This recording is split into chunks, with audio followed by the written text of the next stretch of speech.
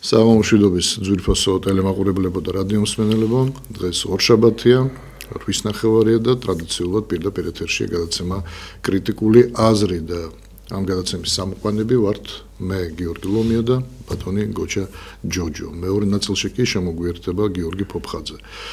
ჩვენ როგორც წინა ორშაბათს ასევე დღეს სამი ნაწილი გვექნება გადაცემის, ამიტომ თუ თქვენ ვერ მოასწრებთ პირველ ნაწილში დარეკვას ან მეორე ნაწილში დარეკვას, გექნებათ საშუალება რომ დაგვირეკოთ მესამე ნაწილშიც.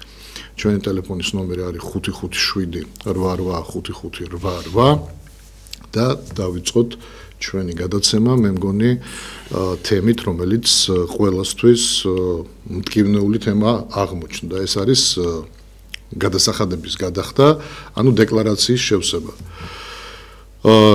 ზოგიერთს არ უწევს დეკლარაციის შევსება და შეიძლება იმან იფიქროს, რომ მე არ მეხება და კარგია რომ არ მეხება, მაგრამ დამიჯერეთ, დღეს არ გეხებათ, ხვალ შეგეხებათ და ჩვენ იმაზე კი არ ვსაუბრობთ, რომ დეკლარაცია არ უნდა ივსებოდეს, ან გადასახადს არ უნდა იხდიდეს მოსახლეობა. არა, ჩვენ კარგად გვესმის, რომ მსოფლიოში ყველა ქვეყანა ძლიერიც და სუსტიც ბუნებრივია ცოცხლობს იმით, რომ ადამიანი გადასახადს იხდის ბიუჯეტში, ბიუჯეტიდან მერე ნაწილდება ეს გადასახადი, ეს იქნება საპენსიო ფონდი, ეს იქნება სოციალური დახმარებები, ეს იქნება თქვათ იგივე გზების დაგება და უამრავ რაც სჭირდება ქვეყანას, ბუნებრივია რომ გადასახადებიდან შემოსული ფულით იმართება, მაგრამ ყველაფერს აქ ლოგიკური დასაწყისის დასასრულიც ისევე როგორც გონივრული გადასახადების დადგენა. რაზე ვსაუბრობთ? იცით რომ თუ 40,000-დან 100,000-მდე გაქვს შემოსავალი, შენ ხარ გადასახადების გადამხდელი, ხო? და უნდა გადაიხადო გადასახადი. ეხლა ისმის კითხვა. ადამიანს, რომელსაც აქვს წლიური 40,100 ლარი და ადამიანს, რომელსაც აქვს 99,900 ლარი. ანუ 100 ლარია ზღვრამდე. ორივე ერთნაირ გადასახადს იხდის. ლუფტი განსხვავება 60,000 ლარია და გადასახადს ერთნაირს იხდის. არის ამაში ლოგიკა? მე ლოგიკას ვერ ვხედავ. მესმის რომ 80-დან 100,000-მდე, 60-დან 80, ან 20,000-ის ფარგლებში კიდე რაღაც არა უშავს, მაგრამ 60,000 ლარი ლუფტი. ესე იგი, ადამიანს აქვს 3,400 ლარი ხელფასი და ქონების გადასახადი ვთქვა, ცხოვრობს ადმე ვერაზე და აქვს ერთი 100 კვადრატული. ნუ დარჩა მემკვიდრეობი და ფლობს მაგ თანხას. უნდა გადაიხადოს 1,500 ლარი, ანუ 3,400 ლარი აქვს ხელფასი, 1,500 ლარს იხდის, 9,000 ლარი აქვს ხელფასი, 1,500 ლარს იხდის. და ყველაფერს თავი რო დავანებ, ნუ ეგ სერიოზული თემაა და ამიტომ ვეხებით ამ თემას, მაგრამ ამაზე უფრო მეტად რამაც გამაუცა. პენსიაც კი ითვლება შემოსავლად. ხალხო, ახლა ეს ხო უნდა გვესმოდეს, რომ ადამიანის დამსახურებული რა ქვია, მოღვაწეობის შედეგად ადამიანი იღებს რაღაც თანხას ბიუჯეტიდან. გასაგებია რომ გარკვეულ წილად კი არის შემოსავალი, მაგრამ რაზე ვსაუბრობ ჩვენ? ესე იგი, თუ ოჯახში ვიღაცა მუშაობს და აქვს ხელფასი 2,000 რამდენი უწევს? 2,800 ლარი ვთქვათ. და ორი პენსიონერი ყავს მშობელი, ჩვეულებრივად დაიბეგრება. ანუ ამ პენსიონერებს არ აძლევთ იმხელა საშუალებას რომ მართლა ფუფუნებაში ცხოვრობდნენ. ეგ გასაგებია, ამბობთ რომ ინფლაციას გამოიწვევს თუ კი ჩვენ პენსიას მოუმატებთ. მაგრამ პენსია კიდე წავართვათ, ასეთი რამე პირველად გავიგე. და შემოსავალში რატო თვლით პენსიას? და აი პენსიონერებს შეეშვით საერთოდ, კაცო. თუ ცალკე შემოსავალი აქვს, გასაგებია, კი ბატონო დაიბეგროს. მაგრამ მარტო პენსიას შენ რო აძლევ და ეუბნები რომ აი მე ხო გაძლევ, მაგრამ შენთან სახლში შვილი მუშაობს, რომელიც შენთან ცხოვრობს. მუდმივად ცხოვრობს შენთან. ესე იგი თქვენ დაიბეგრებით. და კიდევ ერთხელ ვამბობ, თუ მაგალითად 150 კვადრატული აქვს სახლი, მაშინ დაახლოებით 2000 ლარამდე უწევთ გადახდა. იმის მაგალითად, რომ პენსიონერს მაინც დაანებო თავი, მაინც და მაინც პენსიონერებს რატომ მიადეკით. ამდენია, მე უბრალოდ იცი რაზე ვამახვილებ ყურადღებას. ქვეყანა ფაქტურად გვენგრევა. უცხოელი შემოდის და თუ ეს ტენდენცია გაგრძელდა, დაახლოებით 15-20 წელიწადში ჩვენ აღმოჩნდებით უმცირესობაში. გადასახადები, ანუ იბეგრება ყველა პენსიონერიც კი თავისი პენსიით ბიზნესით კი არ იბეგრება, პენსიით იბეგრება. ეხლა კიდე ესე ვთქვათ, ესეთი აღმოჩენა. ადამიანი ფლობს, ვთქვათ, 150 კვადრატულიან ბინას თაწმინდის რაიონში, რომ კაი უბანში რომელიმეში. მაგრამ არ აქვს შემოსავალი, ვერ მუშაობს და ეს ბინა დარჩა მას მემკვიდრეობით. და გადაწყვიტა, რომ მოდი გავაქირავებ ამ ბინას. ამ ბინაში ახლა უცხოელები ქირავობენ, თქვა $1800-2000 ხო სიტყვაზე მომო. გავაქირავებ და მე თვითონ ვიქირავებ ერთ $800 და გადავა. $1000 შემოსავალი დამრჩება, მაგრამ სინამდვილეში შემოსავალი $1000 არ რჩება. ოფიციალური კონტრაქტის შედეგად $2000-დან $400 უნდა გადაიხადოს ბიუჯეტში. ნუ ლარის ეკვივალენტი გასაგებია. ესე იგი დარჩა $1600. $1600-დან თქვა $800-ად იქირავა ბინა. და $800 დარჩა, რომ თავი შეინახოს. დეკლარაციაში არსად არ იწერება შენი გასავალი. არსად არ იწერება. მარტო ესე იგი, მე რომ ვიქირავე ბინა და იქ ვიხდი, ანუ იმით მე არ ვსარგებლობ იმ ფულით. კი, ბინით ვსარგებლობ, მაგრამ ჩემი ბინით უნდა მესარგებლა, მაგრამ სამუშაო რო ვერ ვნახი, გავაქირავებ, ვსარგებლობ იმით. გადასახადს ვიხდი. მაგრამ ამ გადასახადს რო ვიხდი, მე მაინც გამომდის 40000 რაღაც 42000 ლარი წელიწადში, ლარის ეკვივალენტში, ხო? ანუ ის $1600 და $1600 ეს 42000 ლარი მე არ მხმარდება, იმიტომ რომ გასავალი მაქვს. ეხლა ვიღაცა იტყვის, შენ ხო ბინით სარგებლობ, ახალი ბინით. გასაგებია, მე მაგით ვსარგებლობ, მაგრამ იმ $800-დან, რომელსაც მე სხვის, ანუ ამ ბინის პატრონს ვუხდი, ისიც გადასახადს იხდის. ანუ ერთ თანხაზე ორჯერ არის გადახდილი გადასახადი. და ცალკე კიდე შემოსავლის, ანუ ქონების გადასახადს მახტევინებ. ცალკე კიდე ქონების გადასახადს მახტევინებ იმ ბინის, რომელიც გაქირავებულია. ანუ ხომ გესმით, რომ ყველაფერს აქვს რაღაც ჩარჩოები, რომელსაც არ უნდა გაცდე. მაგრამ როდესაც ფაქტიურად ჩვენ ბევრი რამე უკანონობა დავინახეთ ქვეყანაში და ვერ შევებრძოლეთ მას, უბრალოდ ვითომ ვცადეთ, მაგრამ არაფერი გამოუვიდა ადამიანს. მე ამას ყველაფერს მოყვება ყველა სფეროში. ეს იქნება საკანონმდებლო ინსტიტუციები, ეს იქნება აღმასრულებელი ხელისუფლება. ყველგან სადაც უკანონობას შეხვდები, გეცოდინება, რომ ვერაფერს ვერ იზავ. იმიტომ რომ ისინი თვლიან, რომ ჩვენ ასე გვინდა. სანამ გაგვივა, როცა უკვე რაღაცა ისეთი მოხდება, რომ ვეღარ მოვერევით, ნუ მაშინ თავს დავანებებთ, მაგრამ იმ პერიოდისთვის, როცა ეს ასეთი დღე დადგება, მე იმედი მაქვს, რომ მალე დადგება, მაგრამ როდესაც დადგება, საქართველოს ზოგადად რა დღეში იქნება იმ მომენტისთვის. ანუ რა მდგომარეობაში იქნება ქვეყანა? იმ ქვეყანაში, იმ საქართველოში უმრავლესობით კიდე ქართველები იქნებიან? აი მე ყოველთვის მიკვირდა ხოლმე ადამიანების, რომლებიც აღმოჩნდებოდნენ ხელისუფლებაში. უბრძოლველად მე შემიძლია ვთქვა, რომ დღევანდელი ქართული ოცნება, გასაგებია რომ ამ ნახევარზე მეტი ნაცმოძრაობის წევრები არიან, ძველი ნაცმოძრაობის წევრები არიან, მაგრამ ძირითადი ნაწილი იმ ოცნების არ იბრძოდა სააკაშვილის რეჟიმის წინააღმდეგ. მე პირდაპირ შემიძლია ვთქვა. და დამისახელეთ ვინმე ისეთი ტიპი, რომელიც ეხლა არის ხელისუფლებაში, მოქმედ ხელისუფლებაში და იბრძოდა სააკაშვილის რეჟიმის წინააღმდეგ. ვერ დამისახელებთ. ის ძველი გვარდია, ეხლა ზოგიერთს იჭერენ, ვინც ვიცით რომ იბრძოდა და ზოგიერთი მოიშორეს ჯერ კიდე 2014-ში, მერე 16-ში და ასე შემდეგ. არავინ ძველი გვარდიიდან არ დარჩა. მოვიდა ის ხალხი, რომელსაც არ უბრძვია რეჟიმის წინააღმდეგ. აი დააკვირდით. და ადამიანი, რომელსაც არასოდეს არც ადამიანი, რომელიც არასოდეს რისკზე არ წასულა თავისი ქვეყნის გულისთვის, ქვეყნის გათავისუფლების გულისთვის. არასოდეს არ უფიქრია, რომ აი ახლა მე რო ეს გავაკეთოთ, ჩემი ოჯახი შეიძლება სრულად გაანადგურონ, მაგრამ ვინაიდან ქვეყანას ეს სჭირდება, მე ვალდებული ვარ და ეს უნდა გავაკეთო. ანუ ასეთი განცდა არასოდეს არ ქონია. დღეს არიან ქვეყნის მართვაში. ბუნებრივია, რომ მას დღეს იმაზე ფიქრი კი არ ექნება, რომ ხალხს როგორ შეუმსუბუქო არსებობის უფლება. მას ყოველთვის ფიქრი ექნება, როგორ შეიძლება, რაც შეიძლება მეტი ვიშოვო. იმიტომ რომ მისთვის ქვეყანა არის ფულის საჭრელი დაზგა და მორჩა ის სხვანაირად ამას არ უყურებს. და დღეს რო უამრავი უცხოელი შემოდის ქვეყანაში, ამასაც თვლის, ანუ ეს გათვლა მაგათი.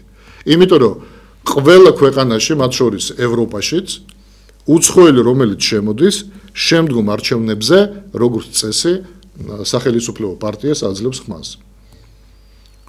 ეს არის უბრალოდ, ასეთი დოგმატიკა, რომელსაც გვერდს ვერ უვლით რა. რატომ ხდება, როგორ ხდება, სავარაუდოდ იმიტომ რომ მათ დროს მადლიერების გრძნობის გამო. ზარს უპასუხოთ და გოჩი ჩაერთდა. გისმენთ? პირდაპირ ეთერში ხართ, ისაუბრეთ. გაითიშე, გოჩი. რა არის გიორგი? ხლა სავსებით სწორად ჩამოაყალიბე შენის შინაარსი, რაც იმ მოქმედებებს, რომელიც მოქმედებებსაც დღეს ხელისუფლებას ჩადის, რა უდევს საფუძვლად, რა არის ის მთავარი ამოსავალი წერტილი და რა არის ბუნება ამ ხელისუფლების, იმიტომ რომ სავსებით გეთანხმები, არათუ სააკაშვილის რეჟიმთან ბრძოლაზე არ არის მარტო ლაპარაკი, არამედ ადამიანს რამდენად ჰქონდა თავად თქვათ ბრძოლა ნებისმიერ ხელისუფლებასთან, როცა შენ გარეთ ახარ, როცა შენ არ ახარ, არ წარმოადგენ ხელისუფლებას და როცა შენ გინდა რომ რაღაცა ცვლილებები მოხდეს იმისათვის რომ რატო იბრძვის ხო ადამიანი იბრძვის იმისთვის რომ ყველა ნებისმიერი ჩვენგანი ნებისმიერი ჩვენი მსმენელიც სახელმწიფოში მას სურს ღირსეული ცხოვრება, მას სურს კარგად ცხოვრება და ამისთვის არის რომ ის იბრძვის, ამისთვის არის თქვა გამოდის ჩვენთანაც რომ რეკავენ ადამიანები ისინიც ხო გარკვეულწილად ჩართული არიან პროცესში, იმიტომ რომ პრობლემას ხედავენ და თავისი და გადასახედიდან რაც შეუძლიათ და როგორც შეუძლიათ იმ ფრონტზე იმას აკეთებენ და თუნდაც იგივე თქვა თავისი აქტიურობით თქვა ერთვება და ამას ამ ყველაფერში ჩართული. აი ეს ჩართულობის მომენტი რომ არ აქონიათ ამ ადამიანებს, ამიტომ მათთვის მთავარი არის ფასადის შექმნა და მთავარი ამოსავალი წერტილი შენ ამით დაიწყე. ყველა სახელმწიფოში რასაკვირველია გადასახადების აგრება ხდება ოდითგანვე. ეს მარტო თანამედროვე სახელმწიფოების ის არ არის ხო?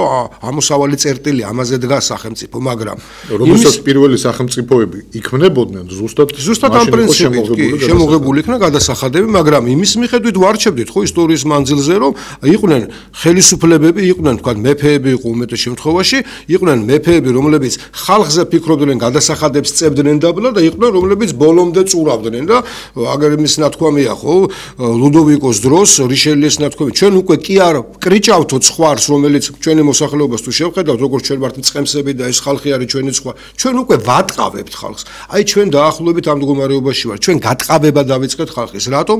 იმიტომ რომ დღეს მიზანი აქვს ამ ხელისუფლებას დაანახოს პირველ რიგში საკუთარ ხალხს შილამოხმარებისთვის, რომ ხედავთ ბიუჯეტი როგორ გაზრდილია. ეს იმ პერიოდში, როდესაც ჩვენ 10-15%-ით ვზდით ბიუჯეტს და მშვიდობაც მოგიტანეთ, ბიუჯეტიც გავზარდეთ, ეკონომიკა წინ მიდის და ამის დადასტურებისთვის აუცილებელი ეს დააჩვენოს. ოღონდ რის ხარჯზე უნდა აჩვენოს ეს ზრდა და რა უჯდება იმ მოსახლეობას, რომელსაც ამ ფულს ასე ვთქვათ მისგან იღებენ, ნაკლებად აინტერესებს, იმიტომ რომ არასდროს არ ყოფილა იმ მდგომარეობაში, რასაც შეიძლება. მას არ უბრძოლია სახელმწიფოსთან, მას არ ქონია რაღაც გარკვეული პროტესტის გრძნობა, რომ რაღაცის გამო, გადასახადის გამო იქნებოდა, ბანკის ესხის გამო იქნებოდა, ქვეყანაში მიწის გაყიდვა იქნებოდა. მსგავს არაფერში არასდროს დისკომფორტი არ შექმნია. ამიტომ მას ვერც კი იგრძნობს. ძნელია მოუთხოვოთ ადამიანებს ის, რაც არასდროს არ უგრძნიათ, რაც არასდროს არ გაუკეთებიათ. ხა ჩვენ ამათ ველაპარაკებით და მათთვის ეს არის ალბათ არც კი ესმით რატო ვსაუბრობთ ამ თემაზე.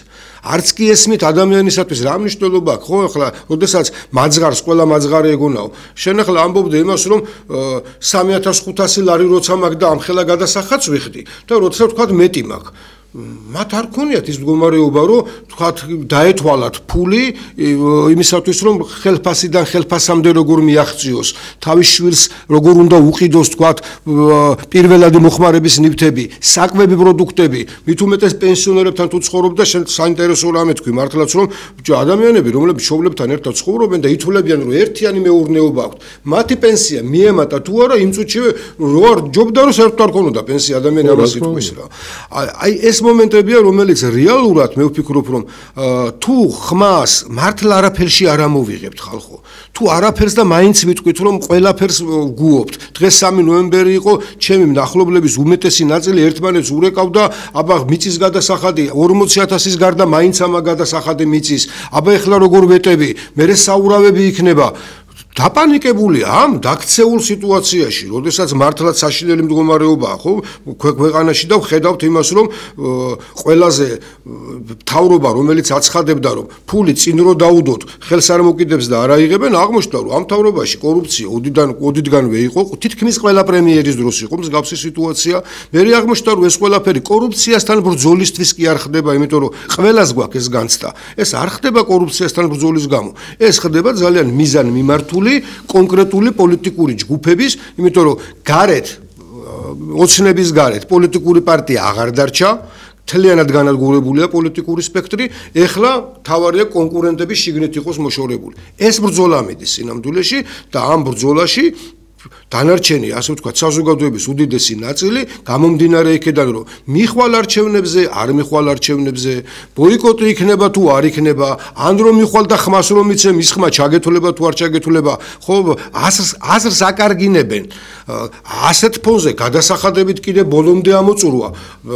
მე ალბათ ამ თემებზეც ვილაპარაკებ, იმ დროს, როდესაც შენი მოსახლეობა გარბის, შენი მიწები იყიდება და თან ისეთ ადგილებში და ისეთ კანონის დარღვევებით რო ხდება თან, იმიტომ რომ ფაქტობრივად ხო იმ გწანის იმაზემა განსაკუთრებით ისეთ ადგილებს ყიდიან, სადაც შენებლობის ისიც კი არ შეიძლება, იმიტომ რომ ხეებია, იქ ის არის პარკებია, რომელიც იქ შედიან, იქ აძლევენ და თანაც ესეც არ ვიცი ახლა კი არ ვახვილებ ყურადღებას თითქოს ხო ადამიანური მეთე რომ შევხედოთ რომ რომელი ეროვნების საყიდულობს, მაგრამ როგორ არ მივაქცევ ამას ყურადღებას, თუმცა თელ ჩემ წინაპარს ნაომარი რო აქვს, სისხლი რო აქვს ჩანთხეული და თან მართლა იმ დღესაც ჩემ სპეციალურად ხო არ აკეთებ გწანისის იმას როგორ გწანისის სიტყვა გწანის როცა გაიგებთ გარკვეულწილად ასოციირება გწანისის ბრძოლას გწანის მე რა უნდა მოგცეს ხო აი ასეთ დღეში ასეთ სიტუაციაში აი ესეთი გადასახადებით და ასეთი ფორმით კიდევ დახრჩობა საკუთარი მოსახლეობის რომელიც სულ ძლივს ღაფავს ხო მე ვფიქრობ რომ ეს უკვე დანაშაულია ისეთი დანაშაულია რომელზედაც მე ვფიქრობ აღარ აქვს მნიშვნელობა შენ მომხრე ხარ ოცნების არ ხარ მომხრე მოცნების აქ უკვე ლაპარაკი იმაზეა რომ სახელმწიფოს მომხრე ხარ თუ არა საქართველოს მომხრე ხარ თუ არა ქვეყნის გადარჩენა გინდა თუ არა არ ვიცი სადამდე შეიძლება რა და კიდევ ასე ვთქვათ ამ იმას უყუროთ თეატრალურ წარმოდგენას და კიდე ადამიანების დიდი ნაწილი როცა ვეუბნებით არ ჯერავთ რომ საბოლოო ჯამში ის რაც ქუჩაში ხდება ესეც ყველაფერი არის პროვოცირება იმისი რომ მართვადი პროცესის პროვოცირებაა არ ვიცი სტუდენტებზე მიდიოდა ლაპარაკი კანონმდებლობას რომელსაც ჩვენ ახლა ვღებულობთ მე ვფიქრობ რომ რომელი სტუდენტიც გარეთ არ არის იმად გამოყვანაზე და მაგათ კიდე ვინჩივის იმას რა ქვია თუ კი წაერთვება ამ ამ უნივერსიტეტებს რომ დიპლომის ასე ვთქვათ სწავლის საშუალება თუ არ მიეცემა ევროპაში ერთი წელი რო წაერთმევა წარმოიდგინეთ ეს ადამიანებიც ხო იძულებულს ხდი რომ რაღაც საპროტესტო აქციაში მიიღოს მონაწილეობა უცხოელი სტუდენტებიც კი მოვლენ ალბათ ცოტა ხანში იმიტომ რომ მათი დიპლომები ტოლფასი არის სწორედ ევროპული და იმ რა ქვია ამერიკული დიპლომების ტოლფასი იყო თუ ესეც დაიკარგება თქვენ წარმოიდგინეთ რომ ქვეყანაში გვაქვს აი ურთულესი მდგომარეობა შემოსავლის ისიც იკარგება აი გაქირავებაზე იყო საუბარი სახლების დიდი ნაწილი საქართველოში ჩვენ ხო ვიცით კიდევ ამბობ მიუხედავად იმისა არ მსიამოვნებს როდესაც გადაფერად და რა ჩვენი ასე ვთქვათ მართლაც რომ შეხედავ კიდევ ამბობ არავის რასიზმი არ მაქვს მაგრამ თუ პაკისტანელი ინდუელი კაი სტუდენტები კარგია კიდე იმიტომ რომ ისწავლა და წავიდა ან თუ ისწავლა და კარგად ისწავლა ქართული ენაც თუ ისწავლა შეიძლება თქვათ ადგილი ახაც მოგებულოს და დარჩეს სპეციალისტი დარჩეს და გასაგებია ხო ჩვენ ვლაპარაკობ იმაზე რომლებიც შემოდიან და სამუშაო ადგილებს ართმევენ აქ ადამიანებს იმიტომ რომ ჩვენ ხედავთ უკვე რომ მაშინც კი გლოვო იქნება, მომსახურეობა იქნება, ტაქსის ბრძოლი იქნება, მაშინ მშენებლობებზე გამოჩნდნენ უკვე ადამიანები, უკვე ქართველები ფაქტობრივად აღარ დარჩნენ. ვისაც კი ოდნავ სპეციალობა ჰქონდა, აქ თუ ღებულობს, თქვა სიტყვაზე 3000 ლარს, ამის ეკვივალენტს ევროში ღებულობს თუ კი წავა, თქვა დასავლეთში და იქ თუ მოძებნის ადგილს და მე იმის შესაბამისად ფულს აგზავნის აქეთკენ, ხო, იმიტომ მიდის ადამიანი რომ ოჯახი შეინახოს. აი ასეთ მდგომარეობაში ყოფ ქვეყანაში კიდე ასე ვთქვათ მაქსიმალურად გაამძაფრო სიტუაცია, ხელში მოკიდო ხელი და ბოლო ფული დააფერთხინო და გადმოაყრევინო. ნუ მესმის იმათ როცა 100 მილიონებზე და 10 მილიონებზე როცა ლაპარაკი გასაგებია რომ იმ ადამიანებმა რომლებმაც ეს ფული არაკანონიერი გზით მიითვისეს, გასაგებია წასართმევია, მაგრამ შეიძლება ადამიანი სულს რო ღაფავს იმ ადამიანს კიდევ ბოლომდე ამოატრიალო და მართლაც კი არ გაკრიჭო, უკვე გაატყავო და ამ მდგომარეობაში დაიყვანო. გადმიბაზე ჯარიმებზე იცით რა ხდება, ტექდათვალიერებებზე იცით რა ხდება, სულ ყველგან ფულის კეთება მიდის ხალხო, ყველანი ხო გძნობთ ამას და თანაც ყველაზე საშინელი რაც ხდება, რასაც უკვე რამოდენიმე ბიზნესმენმა, სადაც ჩემს წერეში უკვე იმასაც მეუნებიან, რომ უკვე მიდის საუბარი, რომ ჩვენ ჯერ რაღაცეებში უნდა გავერკვიეთ, ამიტომ ბიზნესების გაჩერებებზეა ლაპარაკი.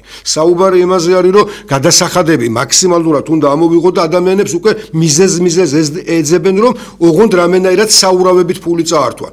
კიდევ ამბობ, მესმის რომ ბიუჯეტში ფული უნდა შემოდიოდეს, მაგრამ ამ ხერხებით და ამ გზით შემოტანილი ფული ეს ქვეყანას ამოატრიალებს და კიდევ უფრო ცუდ მდგომარეობაში ჩააყენებს. მე დარწმუნებული ვარ, რომ ადამიანების დიდი ნაწილი ჯერ კიდევ ჩერდებიან და ჩვენ გვაქვს ადამიანებთან ურთიერთობა, აი ქუჩაში დავდგებით, გამოვალთ, ხშირად თქვენც რეკავთ ხოლმე და ბევრი ზარს ალბათ ისმენთ კიდევაც. ოღონდ მათ არ სურთ იმ ადამიანებთან დადგომა, რომლებიც ეხლა დგანან ქუჩაში იქ. თუმცა საბოლოო ჯამში, როდესაც ამ ყველაფრის მოსათხოვნად გადიხარ და ხელისუფლება არ აკეთებს, მე მიდიხარ ზუსტად იგივე, ასე ვთქვათ, მოთხოვნად და რა მოთხოვნაც დღეს აქვთ ქუჩაში მყოფებს, რომლებიც მოგწონს, არ მოგწონს, მაგრამ ისინი წამოვიდნენ, რომ ხელისუფლება უნდა გადადგეს. ეს ხელისუფლება უნდა წავიდეს. მივადგებით ამას.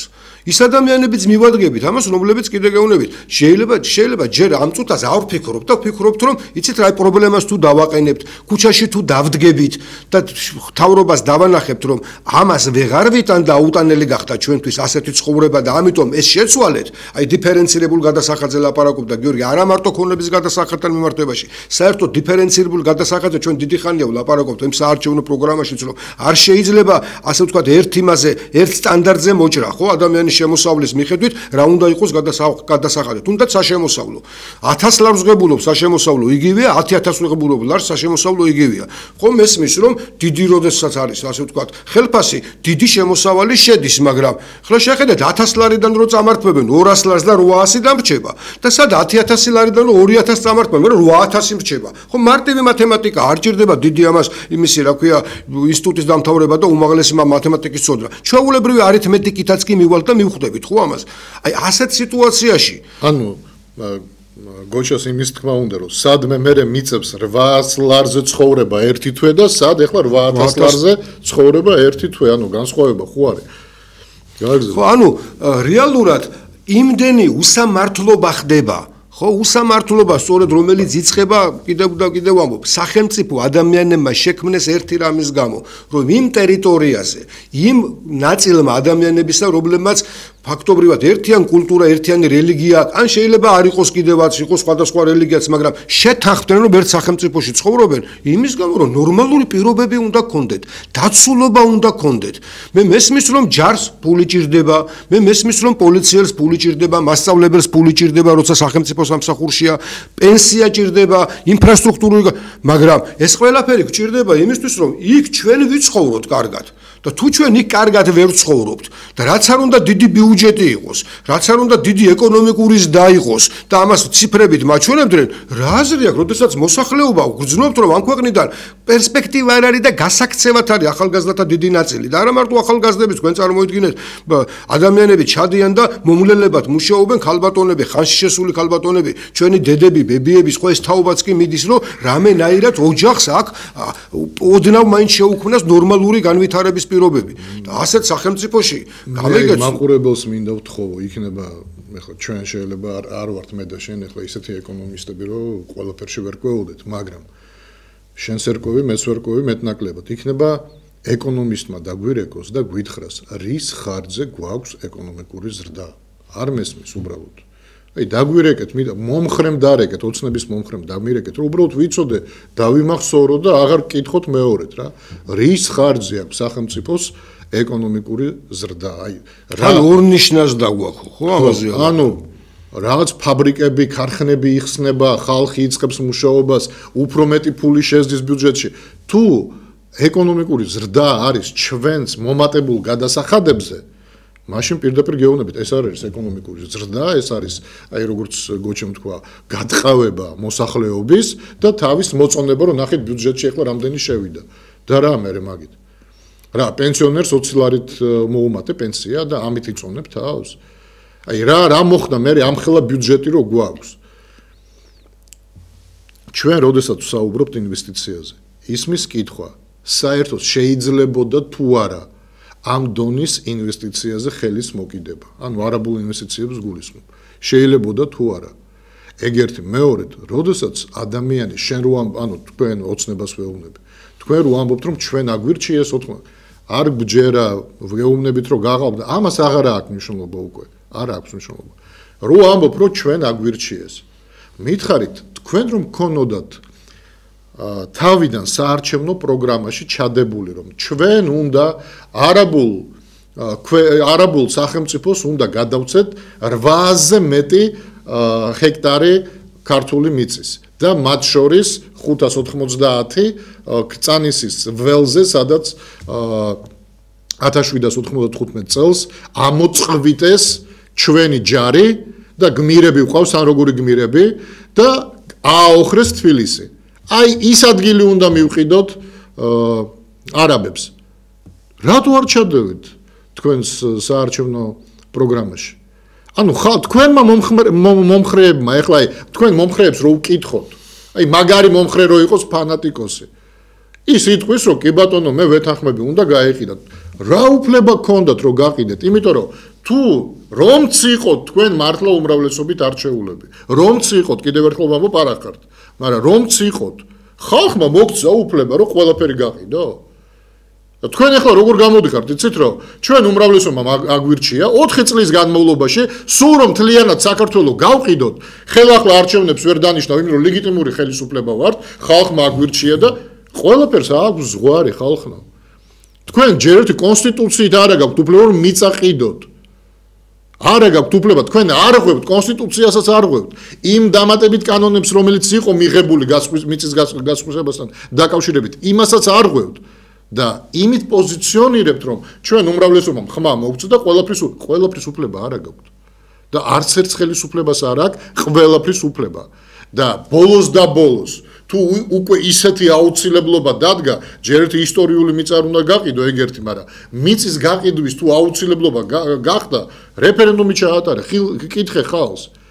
იმიტომ რომ ეს მიწა თქვენ არ გეკუთვნით. სახელმწიფო მიწაა და სახელმწიფო ხალხია. გამიგეთ?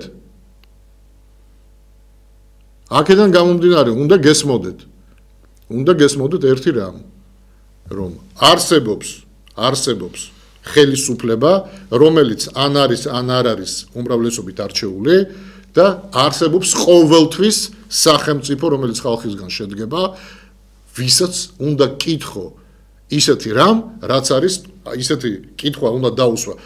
თქვენ ხართ თანახმად თუ არ ხართ, რომ მაგალითად ჩვენ მივყიდოთ არაბეთის საემიროებს 260 ჰექტარი გონიოს მიწა და 590 ჰექტარი კწანისის ველი, რომელიც ფაქტიურად ჩვენთვის არის ისტორიული ადგილი, რომელიც არ ვიცი ახლა საერთოდ ვის მოუვიდა თავში და მე გეუბნები, ეს სპეციალურად კეთდება.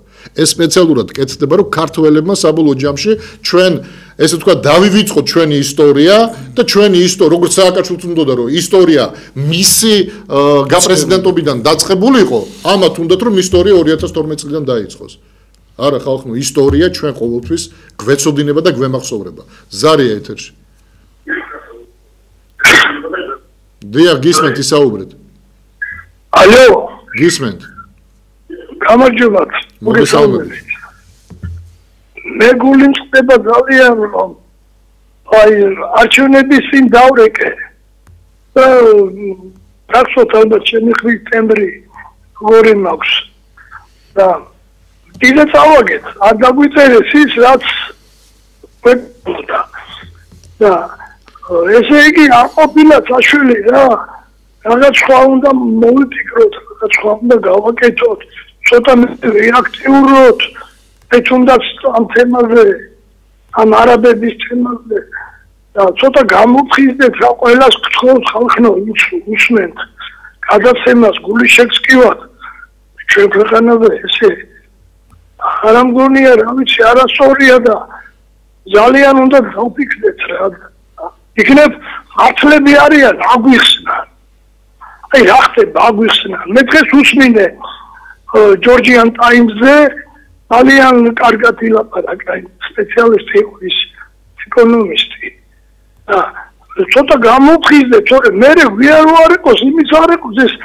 ეს გიჟი რომ მოიყვანეს სააკაშვილი მაშინ ვერ გამოფხიზდით რაღაც სხვანაირი მომენტი იყო და ახლა რაღაც ვისაც მეტი ინფორმაცია გვაქვს მეტი ინფორმაცია გავაგებინოთ ერთმანეთს რომ იქნებ ამათაც ჩვენა უნდათ რაღაცა მიქარეს და მე ვეღარ გამოდიან უკან რას გაიგებ ხო ქართველები ვარ და არაბები ბოლო გავყრით რა როცა საჭირო იქნება მაგის თავი ყოველთვის გეკნება ქართველებს აი რანაირად აი როგორ ფიქრობ მაგალითად დასახლდა საქართველოში 50 და გახდა 100,000 თქვათ არაბი იმ ქალაქებში რომელზეც ჩვენ ვსაუბრობთ როგორ აპირებთ არა როგორ აპირებთ გაყრას აი უბრალოდ მითხარით ჩვენი კანონმდებლობით მე დღეს იქიდან გამოვდივარ უსმინე ჯორჯიან ტაიმსს და ჩვენი კანონმდებლობით არის ისეთი უხლები მოიქ ბინადრობა თუ მაგდაგვარე რო არ აქვს საშუალებას იმის განვითარებისას ხო გამიგეთ არა თქვენ იცით რა არის თქვენ უსმინეთ იმ შემთხვევაში თუ ადამიანი არ აკმაყოფილებს რაღაც სტანდარტს მას არ ეძლევა უფლება დარჩენისა ქვეყანაში მაგრამ ვინ გითხრათ რომ არ დააკმაყოფილებენ სტანდარტს არ ვიცი გენაცვალე თუ მე ვწდები და ხო არა მე უბრალოდ გეუბნებით ის რაც თქვენ მოისმინეთ ჯორჯიან ტაიმსში სავარაუდოდ ადამიანი მე არ მომისმენია მაგრამ სავარაუდოდ ადამიანი საუბრობდა იმ კანონმდებლობაზე რომელიც იმ შემთხვევაში თუ ადამიანი არ აკმაყოფილებს ჩვენი კანონმდებლობის სტანდარტებს იმას არ ეძლევა საშუალება დარჩეს საქართველოში და მან უნდა დატოვოს თქვა საქართველო მაგრამ კიდევ ერთხელ ვამბობ მეორე კანონმდებლობაზე სადაც წერია რა უნდა დააკმაყოფილოს უცხოელმა რა სტანდარტებს უნდა აკმაყოფილებდეს რომ დარჩეს იმ კანონმდებლობაზე რატომ არავინ არ ისაუბრა და ვინ გითხრათ რომ არ დააკმაყოფილებენ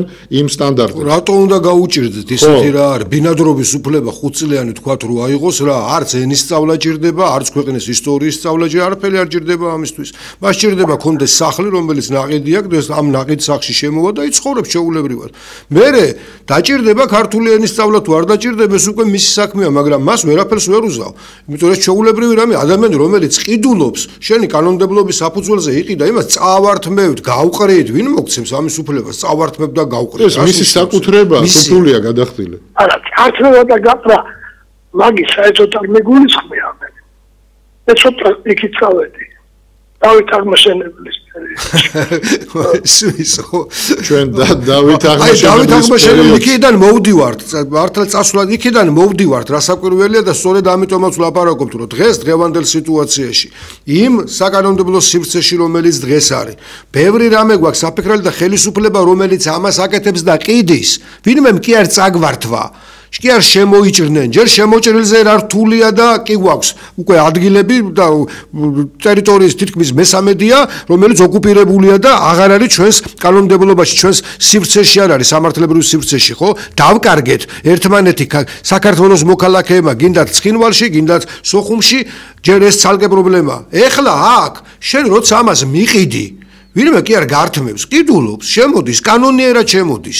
აქ ამაზეა ლაპარაკი, როდესაც შენ ამას აკეთებ, სავსებით კანონიერი გზით, იმიტომ რომ თურმე ფული გჭირდება, იმიტომ რომ ეკონომიკური ზრდა უნდა აჩვენო და საბოლოო ჯამში ეს ფული თურმე სად მიდის, დაახლოებით მე მგონი, ეხლა მაინც ხო ვხვდებით, თორე ადრე რომ ამას ვლაპარაკობდით, ვინ დაიჯერებდა ამას. დღეს ხო თვითონვე ამბობენ. რომ თურმე ათეულობით და ასეულობით მილიონი ეს ხომ ის ფულია რომელი ფულიც აი ესე უნდა შემოვიდეს და მე ვის ხალხს ხმარდება, თქვენ ხმარდებათ, ჩვენს მეზობლებს, ჩემს მეზობლებს, ჩვენ ხმარდება ეს ფული თუ ხმარდება იმ დაახლოებით 3%-იან ელიტას, რომელი ელიტამაც ჩათვალა, რომ ის უკვე ბატონყმობის სიმაში არ ყოფილა ესეთ მდგომარეობა, იმიტომ რომ ნებისმიერ ბატონს, ნებისმიერ ფეოდალს ვალდებულებითი ნაწილი ჰქონდა. ვალდებულებითი ნაწილი ჰქონდა იმ ხალხთან, ვისაც მართავდა. ჩვენ კიდე უფრო უარეს დღეში ვართ დღეს. ჩვენ ფეოდალები ცდილობდნენ რომ პირიქით ეყიდათ, გაეძლიერებინათ, ხო, იმიტომ რომ მის საკუთრებად თuliდნენ. ესენი თავის საკუთრებასაც არ თuliდნენ. ეს დროებითი საკუთრება, რომელიც გასაყიდი ფასი აქვს. რაც უფრო მეტად გაყიდიან და რაც უფრო მალე მოახერხებენ ამ გაყიდვას, მერე ამ ფულით, ფიქრობენ, არ ვიცი, ადამიანის აზროვნება სადამდე დადეს, კი გაგეცინება კაც, ამ ხელა ფულს რო შეულობ, რა ჯანდაბად გინდა. და თან მით უმეტეს როცა გეუბნებიან რომ ასეთი ნაშოვნი ფულით შენ იქ სადაც სტაბილური გარემო არ შეგიშვებენ. იმ ევროპაში სანქცირებულები გახდნენ ესენი ვინც ამ ხელა ფული იშოვეს და არა და ის ფული მაგიტო ჭირდებოდათ. შვილებს იქ ასწავლეს. შვილები ეხლაც იქ აყავთ და თვითონაც იქ აპირებდნენ ცხოვრებას. ეს ფული საკეთებელი ადგილია. ეს არის ადგილი სადაც ფული უნდა გააკეთონ და მერე სხვაგან უნდა იცხოვრონ და სადამდე ვიყოთ ჩვენ ეს მდგომარეობა ჩვენ ამ ადგილიდანაც გაგვაგდებენ ცოტა ხანში. თან სხვები კი არა. ჩვენებმა შეუწყეს ხელი ამ ყველაფერს. ჩვენმა ქართველმა ხელისუფლებამ, რომელიც არჩეული ყავდა. ოღონდ როცა კითხვას სვავთ და როცა ვეუბნებით, რომ გიორგი ამას ამბობდა, ხო? კაი, თუნდაც მართლა ჯერ ერთი თქვენც ხომ იცით, უმეტესობამ ხომ იცით, ოცნების ხარდამჭერებს გეუბნებით. იმიტომ ხშირად ხო მეგობრები ვარ ძალიან ბევრი. არა, დედაკებიცებით არა. არა, მე თქვენ არ გეუბნებით ამ შემთხვევაში. თქვენ არ გეუბნებით, მე ვეუბნები აი იმათ, ახლა ჩვენ ხო გვისმენენ ისინიც. აი ოცნების ხარდამჭერები რო ხართ, თქვენ ადამიანები, მართლა ამას მიეცით ხმა ამ ყველაფერს? თუ შიშით, იმიტომ რომ დაგარწმუნდეს, რომ ჩვენ თუ არ მოგცემ ხმას, ომში შეგვითრევენ. ჩვენ თუ არ მოგცემ ხმას, აი ნაცები მოდიან და ისე ვიგდაგაბრუნებენ. სადამდე, კაი, თქვენ კაი ომში თუ უკვე ჩავერთვები, იქ ბოლოს და ბოლოს რაღაცნაირად კი დაიღუპება, ომი იქნება, ან ისე იქნება, ან ასე იქნება. რო გავხიდი, სამართლებრივი უფლებაც არ მექნება, მე უკან დავიბრუნო. ამაზეა რა. ეს უფრო დიდი ტრაგედია ჩვენ, რა თქმა უნდა. ომში კიდე შეიძლება მე ხაგას ტრიბუნალი და მთელი ამბავი კიდე შანსი შეიძლება გქონდეს. რაღაცა დავიბრუნოთ რა. აქ შენ ვერაფერს ვერ იბრუნებ, იმიტომ რომ ბოლოს და ბოლოს გეთქვიან, შენ არ გაყიდე, კაცო.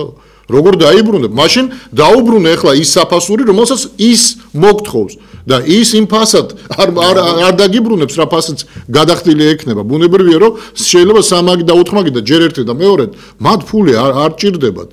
ეგეც უნდა გესმოდეთ.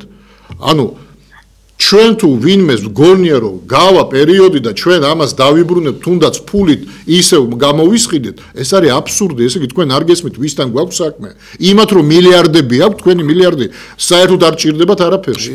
ის იმათთვის ხაღალდის ფულია და ყიდულობს მიწას, რომელიც მისთვის რეალური სიმდიდრეა.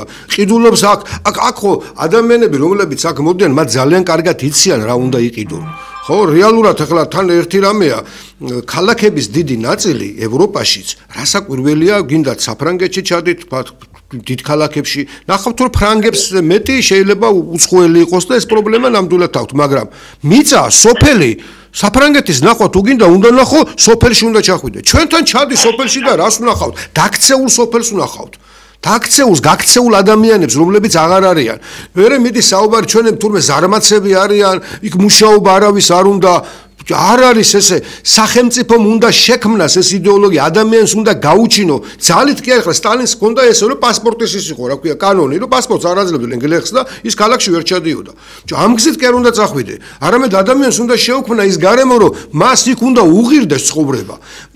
იქ უნდა იყოს ის პირობები, რომ ადამიანი იქ ცხოვრობდეს, იმ მიწას იცავდეს. რატომ იყო რომ მთაში მაცხოვრებლებს, ხო ეხლაც ეგ კანონს გამოყვა იქედან, რომ თქვა რაღაც შეღავათებია. მთაში მაცხოვრებელს ჯარშიც არ ეძახდნენ. აი ომი რო იყო არ ეძახ, რატო? ის ბუნებრივი მესაზღვრე იყო. ხო ჩვენ იმის მაგალითად რომ სოფელი მთა ამას მივხედოთ და იქ ადამიანები მყარად უნდა იყვნენ. ყველაზე მდიდარი ქართველები იქ უნდა ცხოვრობდნენ. ყველაზე ძლიერი ქართველები იქ უნდა ცხოვრობდნენ. ჩვენთან რა შეხედეთ როგორი მდგომარეობა გვაქვს. დაიქცა ყველაზე გაჭირვებულია სოფელში დარჩენილი. არსად რომ ვერაფერი რო ვერ ნახა საწყალმა, ვერც უცხოეთში წავიდა, ვერც აქ იშოვა და იქ რო დარჩა ეს ადამიანები არიან იქ.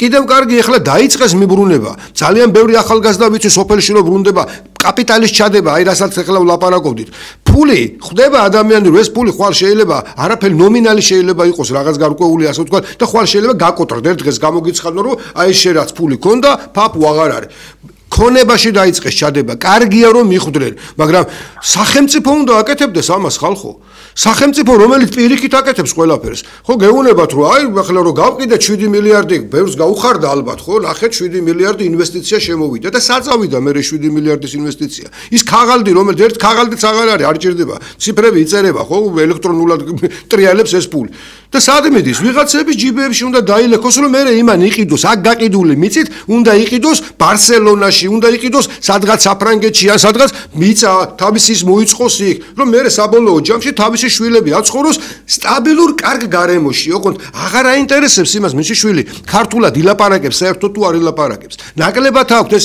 ეს შინაგანი ისიც კი არ გააჩნია რომ აი რას ნიშნავს რომ ეს 1000 წლოვანი შენი კულტურა რო აქამდე მოიყარე და შენ რო აქ ამთავრებ ასეთ დღეში ვართ ხალხო და რა ვიცი მე ვფიქრობ რომ აი რასაც ბატონი ბრძანებდა ეხლა ერთმანეთს ველაპარაკოთ ერთმანეთის გავამხნევოთ შევამზადოთ იმიტომ რომ გამოვიდეთ ქუჩაში და გამოვალთ რამდენი 3000 5000 ჩვენით ვინც გამოვალთ ხო მეტი ხო და ის დაქცინებს და გეტყვის ესა ხართ ვისაც თურმე საქართველოს გადარჩენა გინდათ ხო რითი განსხვავდებით აი ქუჩაში ესენისგან ეს უსამშობლოებს უეძახიან არა რაღაც შეიძლება თქვა რაღაცგანან გასაგებია ვინცგანან ეგენი არ გვინდა მაგალითად საუბარი ეს მეზობელს ვესაუბრე რომ ამას აი ორი კვირის უკან რას მოხდა ფაქტი 6 მილიონი 7 მილიონი და ლაპარაკეთ და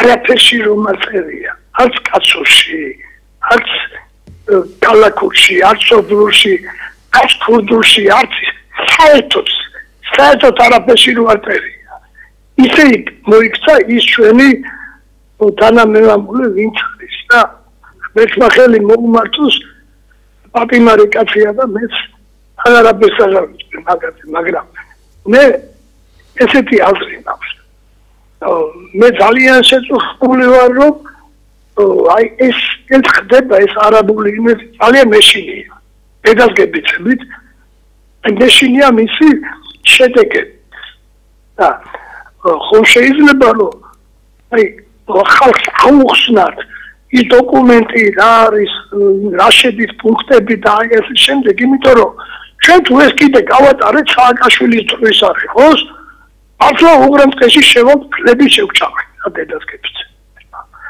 აი ძალიან სერიოზულად არის ახსნა ხალხისთვის საჭირო ეს რას ნიშნავს?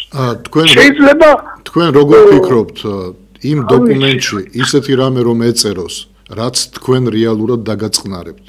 ეს დოკუმენტი არ იქნებოდა უკვე გამოქვეყნებული, მაგრამ იმ დოკუმენტში რა უნდა ეწეროს, რომ მიწებით საქართველოს მთავრობა შემოდის ინვესტიციით, რომ დაიხარჯოს 7 მილიარდი შემოდის რა ქვია შემოდიან საემიროები, აქ უნდა დაიხარჯოს, უნდა აშენდეს ორი ქალაქი, ფასი არა, მე რაც გეუბნებით, რომ აი დაახლოებით ეს წერია, ფას ბუნებრივია, რომ ინვესტორი დაადებს ისეთს, როგორც მას უღირს და დამეჯერეთ ეს არ იქნება არც $1500 კვადრატულზე და არც $1000 ბუნებრივია, ეს იქნება მაღალი ფასი, რომლის გადახდასაც შეძლებს მხოლოდ უცხოეთიდან შემოსული ჩვენს ქვეყანაში. და მე ვფიქრობ, რომ ეს გეგმაც კი არის უკვე, გეგმა დადებული, რომელსაც აამუშავებენ. აქედან გამომდინარე, ეს დოკუმენტი რომც გაგაცნონ, რითი უნდა დაგაწყნარონ? ჩემთვის რაც არ უნდა ეწეროს იმ დოკუმენტში, არაბული ინვესტიცია რო შემოდის საქართველოში და კრწანისში 590 ჰექტარზე, რომ სოფელი თუ ქალაქი უნდა აშენდეს, უკვე ყველაფერი ჩემთვის ყველაფერი გასაგებია. რაც არ უნდა იყოს, ვერავინ ვერ ამიხსნის და ვერ დამიმტკიცებს, რომ ეს შეიძლება ქვეყნის კარგი იყოს, ხო? მორჩა რა ირა. ერთადერთი შანსი არის. ორი შანსი უბრალოდ. რომ დავაგებინოთ მოსახლეობას თუ მართლა მასია საქმე, აი გეპიცებით ხო პატრიოტებს ვაძლევ ხმას ქალბატონ ირმას. მე თვითონაც ბორჯომელი ვარ წარმოშობილი. გელაშვილი ვარ, გელაშვილი ვარ, მე არ მეშინია ჩემი. აი ხარ. ახლა გვარის. ხმა. არა, აი ბიზნესი ჭერავს რომ ესეთ რამეს არ ეთქვის. არ გააკეთებს რა, რატომღაც მჭერავს. კაცურად მჭერავს. მეგობარო, მე არ ვიცი ახლა ბატონი ბიძინა აკეთებს ამას, თუ ბატონი ბიძინა არ აკეთებს ამას, ეს უკვე გაკეთდა, არ გესმით? აგერ რუსთაველის კინოთეატრი ხო იცით რუსთაველის გამზირზე? ხომ იცით? რა ვიცი? კი, მიდით, ჩვენ იმაზე ხო არ ვსაუბრობთ რომ გეგმავენ. მიდით, აწერია Eagles Hills. ანუ ამ ჯგუფის დასახელება და ეს ჯგუფი უკვე შესულია იქ.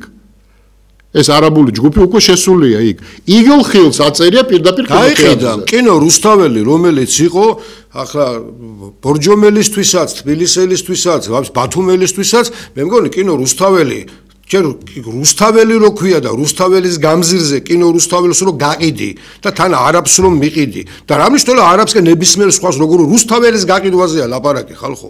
რუსთაველის პირდაპირ გაგებით რუსთაველი გავყიდეთ. ხო, რუსთაველის ის თავის სახელი რაც გვაქვს, აი რუსთაველი გავყიდეთ, მიყიდეთ. გავყიდეთ, კი, აი არაბულ ჯგუფს აქვს ნაღიდი.